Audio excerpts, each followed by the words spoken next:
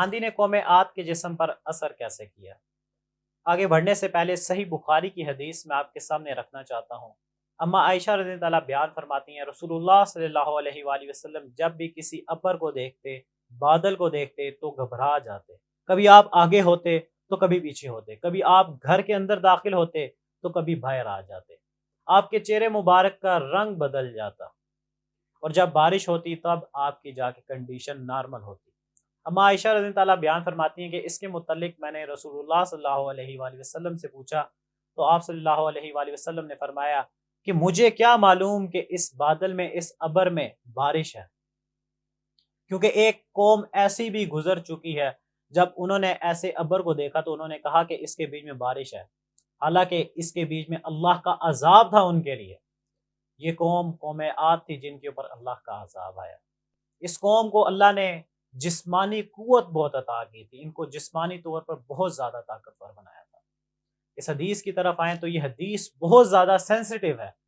اس حدیث کی سینسٹیویٹی آپ کو تب ہی سمجھ آئے گی جب آپ کو اس بارے میں پتا چلے گا کہ قوم عاد کے اوپر عذاب کیسا آیا، عذاب کیسا آیا۔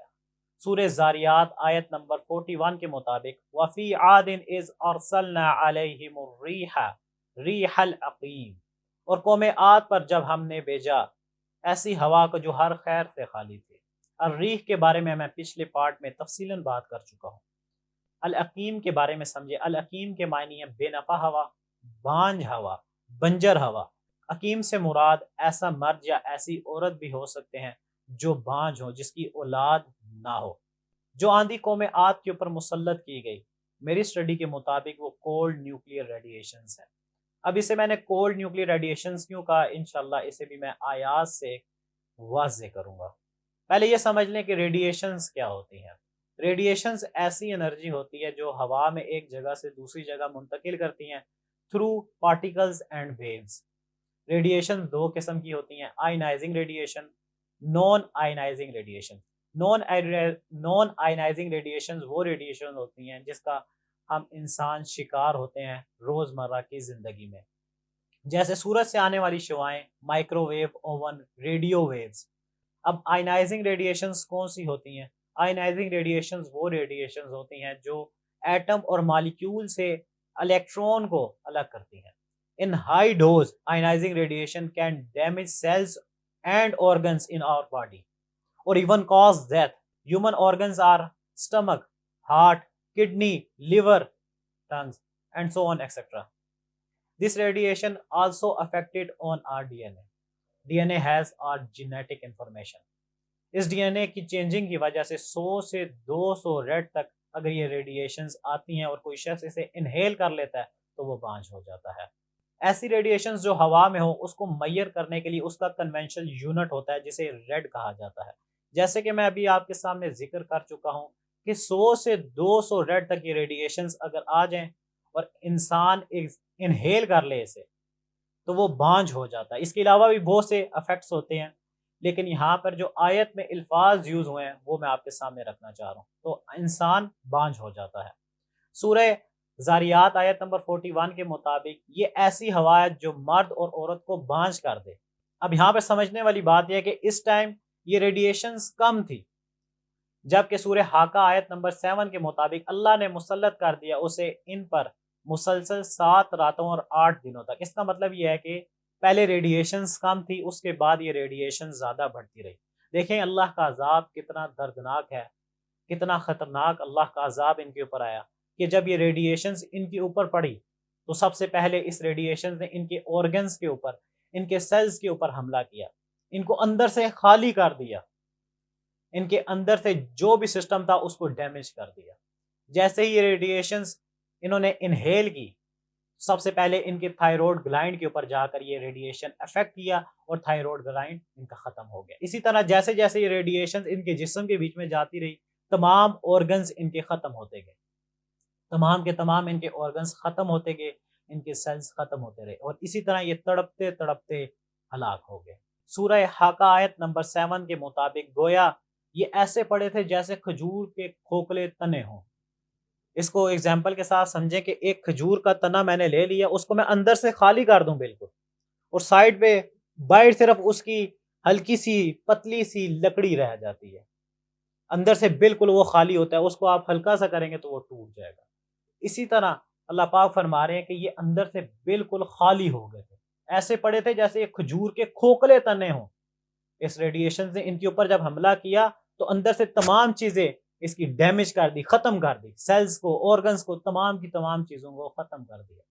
مزید اس کو سمجھنے کے لیے میں آپ کو 6 اگست 1945 میں لے کر جانا چاہتا ہوں، جب ناگاساکی میں نیوکلیئر بم ایکسپلوڈ ہوا تھا۔ کریگ کولی نے اپنے کتاب the massacre of the innocent and unknowing میں لکھا ہے کہ ایک شخص اس دھماکے سے بہت دور، جب یہ دھماکہ ہو گیا ایک شخص اس دھماکے سے بہت دور تھا اور اس نے سوچا کہ میں اپنے جاننے والوں کو جا کر بچاؤں، اور جب وہ گیا بچانے کے لیے تو کچھ لوگ زمین پر پڑے ہوئے تھے۔ اس نے چاہا کہ میں اس شخص کو اپنے کاندھے پہ اٹھا کے ہاسپٹل لے جاؤں، لیکن جب اس نے اس شخص کو اٹھانے کی کوشش کی تو اس کے کاندھے پر صرف گوشت کا لوتھڑا آ گیا۔ جس قوم کو اللہ نے بہت زیادہ طاقتور بنایا تھا، اور اسی طاقت کے غرور میں آ کے ان لوگوں نے خدا کا انکار کیا، خدا کی نافرمانی کی، خدا کو ہی بلوا بیٹھے۔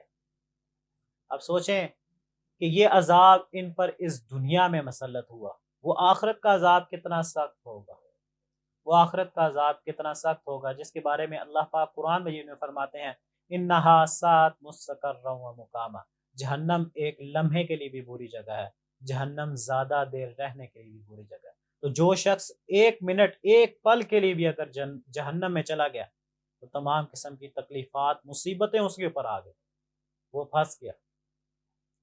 اللہ ہمیں، اللہم اجرنی من النار، اللہم اجرنی من النار، اللہم اجرنی من النار۔ اس دنیا میں اگر اللہ کی نافرمانی کریں گے تو آخرت میں اپنی مرضی کے مطابق زندگی نہیں پا سکیں گے۔ ابھی موقع ہے آپ کے پاس، ابھی وقت ہے، اللہ کے ہو جائیں، اللہ کے لیے اپنی زندگی کو قربان کر دیں۔ واپس آئیں ٹاپک کی طرف۔ میں نے اسے کولڈ نیوکلیئر ریڈیشن کیوں کہا؟ نیوکلیئر ریڈیشن کے بارے میں تو آپ کو پتہ چل گیا ہوگا۔ کولڈ نیوکلیئر ریڈیشن میں نے اسے کیوں کہا؟ سورہ حاقہ آیت نمبر 6 کے مطابق فَأَمَّا عَادٌ فَأُهْلِكُوا بِرِيحٍ صَرْصَرٍ آتِيَةٍ، اور عاد ہلاک کر دیے گئے ایک تند و تیز آندھی سے۔ سرسرن اس کے معنی ہے ٹھنڈی تیز ہوا، تیز آندھی، ٹھنڈی یخ، تیز آندھی۔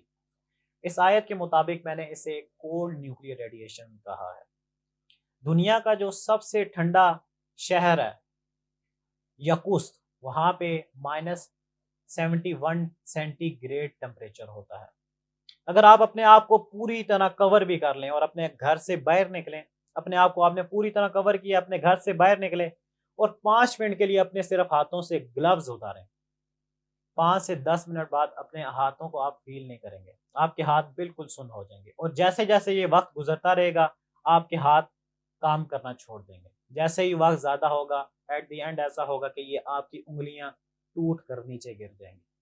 تو یہ اللہ کا عذاب جو ان کے اوپر آیا وہ کولڈ نیوکلیئر ریڈیشنز کی طور پر آیا۔ اس ریڈیشن نے پہلے ان کو اندر سے ڈیمیج کیا، اس کے بعد ان کو باہر سے بالکل اتنا ٹھنڈا بنا دیا۔ اب یہ دیکھیں، یہ جو یقوس میں سب سے پہلی جو بیماری ہوتی ہے وہ ٹھنڈ کی وجہ سے وہ فروزن بائٹ ہوتا ہے۔ جیسے ہی وہ ٹھنڈ آپ کے جو ہے نا ہاتھ پہ لگی، اس نے آپ کے ہاتھ کے سیلز کو ڈیمیج کر دیا، اسی وجہ سے کچھ ٹائم بعد آپ کی یہ انگلیاں ٹوٹ کر نیچے گر جاتی ہیں۔ اسی طرح ان کو پہلے اندر سے ڈیمیج کیا گیا، بعد میں ان کو باہر سے ڈیمیج کر دیا گیا۔ ان کے سیلز جب ڈیمیج ہوئے تو وہ ٹوٹ کر نیچے گر گئے۔ اور اسی آندھی کے بارے میں اللہ پاک سورہ زاریات آیت نمبر 41 میں فرماتے ہیں وہ نہیں چھوڑتی تھی کسی شے کو جس پر بھی وہ آ جاتی تھی مگر اس کو چورا چورا کر کے رکھ دیتی تھی۔ اب آئیں اسی حدیث کی طرف جو سب سے پہلے میں نے آپ کے سامنے ظاہر کی تھی۔ اما عائشہ رضی اللہ عنہا بیان فرماتی ہیں کہ رسول اللہ صلی اللہ علیہ وآلہ وسلم جب بھی کسی ابر کو دیکھتے، کسی بادل کو دیکھتے تو پریشان ہو جایا کرتے۔ کبھی آپ آگے جاتے، کبھی آپ پیچھے جاتے، کبھی آپ گھر کے اندر داخل ہوتے تو کبھی باہر آتے، آپ کے چہرے مبارک کا رنگ بدل جاتا، اور جب بارش ہوتے تب آپ کی کنڈیشن نارمل ہوتی۔ اما عائشہ رضی اللہ عنہا بیان فرماتی ہیں کہ اس کے متعلق جب میں نے رسول اللہ صلی اللہ علیہ وآلہ وسلم سے پوچھا تو آپ صلی اللہ علیہ وآلہ وسلم نے فرمایا کہ میں نہیں جانتا کہ اس ابر میں بارش ہے یا کیا ہے، کیونکہ اس سے پہلے بھی ایک قوم پر ایسا ہی ابر آیا تھا اور انہوں نے کہا تھا کہ اس میں بارش ہے، حالانکہ اس ابر میں اللہ کا عذاب تھا۔